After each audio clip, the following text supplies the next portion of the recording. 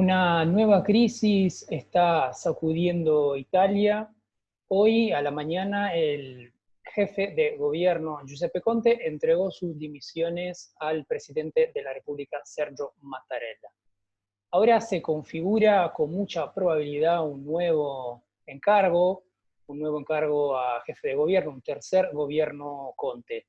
Esto entonces sería, digamos, el tercer gobierno en 2 años y medio, una solución que puede parecer rara, que puede ser, digamos, un signo, puede parecer desde acá, sobre todo un signo de instabilidad, de debilidad del sistema político italiano. En realidad es bastante común que sucedan estos acontecimientos, estas crisis.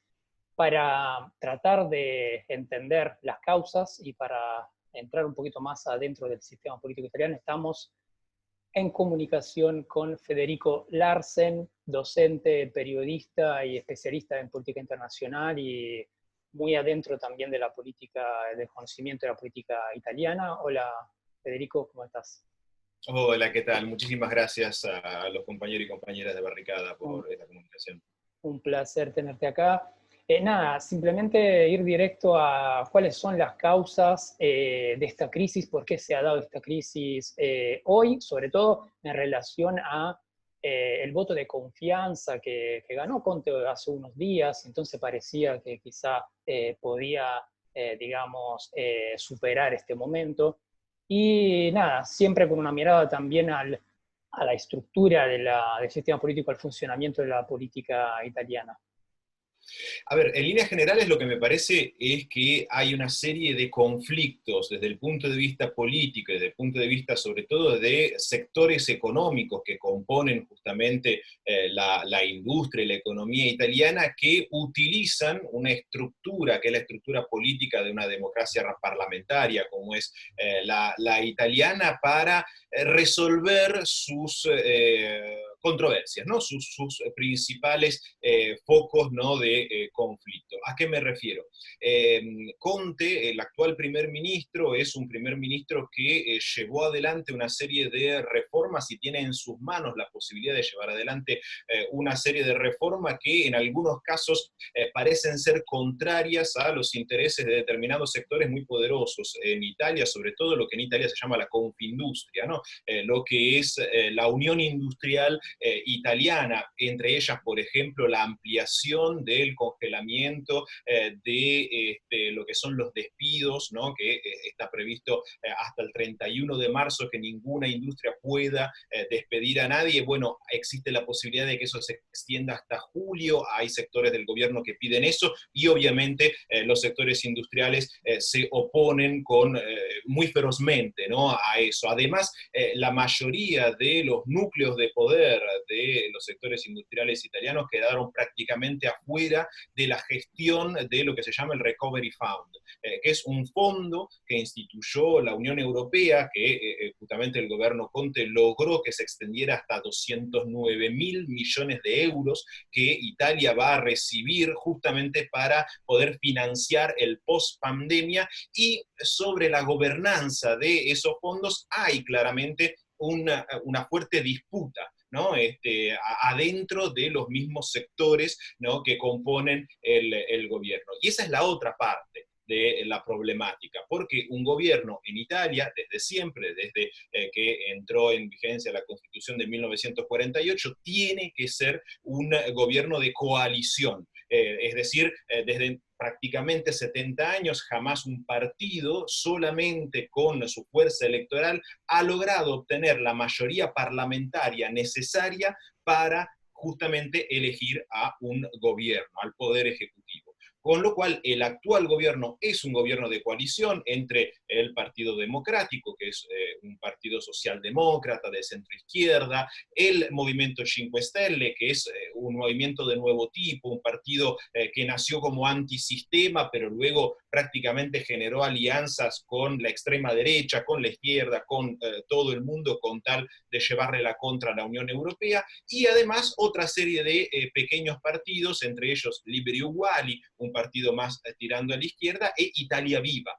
que es el nuevo partido que el ex primer ministro Matteo Renzi y, hay que decirlo también, uno de los políticos más cercanos justamente a estos sectores industriales de los cuales nosotros hablábamos recién, bueno, decidió romper con esa alianza. ¿Sí? Retiró los dos ministros que Italia Viva, su partido, tenía adentro del gobierno de Giuseppe Conte, con lo cual Conte perdió la mayoría parlamentaria que le permitía gobernar y se dio toda la serie de sucesos que llevaron justamente a la dimisión que dio Giuseppe Conte y por lo tanto, ¿no? Arranca toda esta historia institucional italiana para tratar de ver cómo va a seguir justamente el gobierno italiano. Hay una cosa que vos decías y que es muy importante que se entienda, porque con los ojos argentinos, que caiga un gobierno cada 8 meses suena algo absolutamente absurdo, insostenible, ¿no? Una desestabilización permanente, cosa que no sucede. ¿Sí? Italia prácticamente en los últimos 75 años tuvo más gobiernos que años, ¿sí? Tuvo más de 60 gobiernos y no obstante eso es un país del G7, es un país, digamos, con una estabilidad económica realmente muy alto, con un índice, ¿no? Desde el punto de vista industrial muy alto. El problema es justamente cómo se gestiona esa riqueza, esa abundancia, que obviamente tampoco es homogénea adentro de Italia, también existen sectores, ¿no? que sienten los grandes problemas que genera el sistema político y económico italiano. Ahí es a donde se dan justamente los resquemores que llevan a este tipo de crisis de gobierno. Otro punto que me parece también interesante es tratar de hablar de la figura del presidente de la República, Sergio Mattarella, que ahora está cubriendo un rol fundamental, o sea, a partir de mañana las fuerzas políticas van a consulta, a una ronda de consultas con el presidente que deberá medir, digamos, las fuerzas y con su rol de garante constitucional tratar de encargar la formación de un nuevo gobierno o llamar a elecciones. ¿Cuál es entonces, digamos, también mirando al hecho que está en su último año de mandato, el año que viene hay elecciones para elegir el presidente de la República, y en cuanto garante de la Constitución, hay muchas fuerzas políticas que están tratando de acelerar el proceso electoral, o sea, tratando de que esta crisis lleve a elecciones pronto para cambiar las fuerzas adentro del Parlamento. Entonces, bueno, ¿cuál es el panorama en este sentido? Y explícanos un poco eso, el rol del presidente de la República. Mattarella está relativamente acostumbrado ya a este tipo de situaciones, me parece, desde las elecciones de 2018 es la tercera vez que le toca realmente tomar decisiones drásticas. ¿Sí? En marzo de 2018 fue justamente el nacimiento del primer gobierno, ¿no? de Giuseppe Conte en alianza con la extrema derecha de Matteo Salvini, algo que a los ojos de Europa parecía absolutamente abominable, algo absolutamente a rechazar y que sin embargo Mattarella se tomó, digamos, la responsabilidad de dar el beneplácito para que efectivamente así sea. Luego Salvini hizo caer su propio gobierno, ¿no?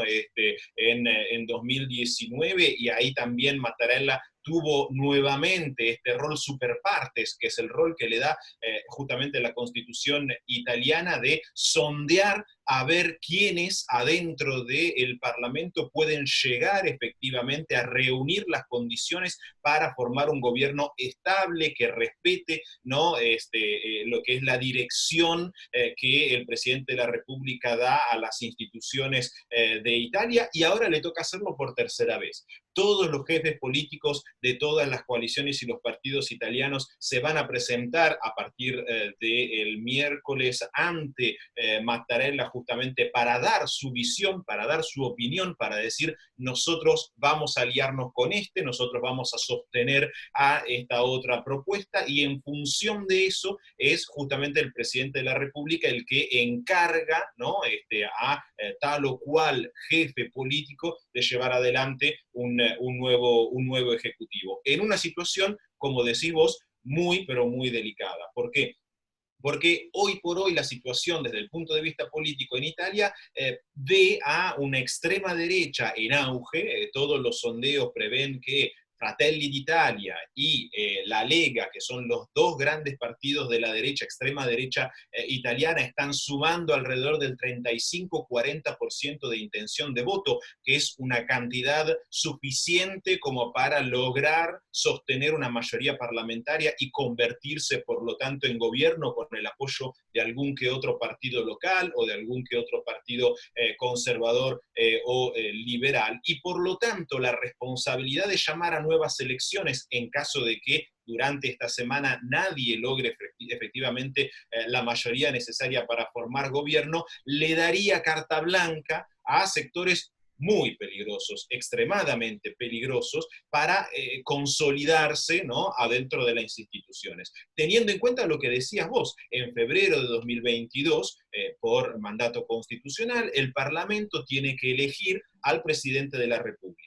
El presidente de la República en Italia no tiene el poder ejecutivo, es, como decíamos, una figura super partes, se elige cada 7 años, y justamente esta disociación entre el momento en que se va a votar, el momento en que la ciudadanía va a votar, y el momento en el que el Parlamento elige al presidente de la República, responde a la necesidad que las dos elecciones, ¿no?, representen dos momentos históricos distintos y no haya de esta manera una superposición de intereses, ¿no?, a la hora de establecer las máximas autoridades del Estado. Bueno, Salvini en los últimos días llegó inclusive a decir que él no vería absolutamente mal a un Silvio Berlusconi, su histórico prácticamente aliado de coalición, como candidato a presidente de la República. Un panorama futuro con Salvini primer ministro y Berlusconi presidente de la República sería realmente una deriva muy, pero muy peligrosa para Italia, hacia el autoritarismo, hacia la derecha, hacia la cerrazón, hacia ese tipo de gobiernos antiliberales, como le dicen desde, digamos, la socialdemocracia en Europa, el modelo de Hungría, el modelo de Polonia, que toda Europa también quiere evitar porque son un enorme problema. Es por eso que lo más probable es que en los próximos días se llegue efectivamente a un acuerdo para evitar, ¿no?, ese panorama, para que, como vos decías al principio, Giuseppe Conte pueda asumir un tercer mandato, quizás inclusive generando alianzas con aquellos sectores, ¿no?, del centro derecha, el mismo Matteo Renzi, ¿no?, que le permitan sostener una mayoría parlamentaria, pero en ese caso sí,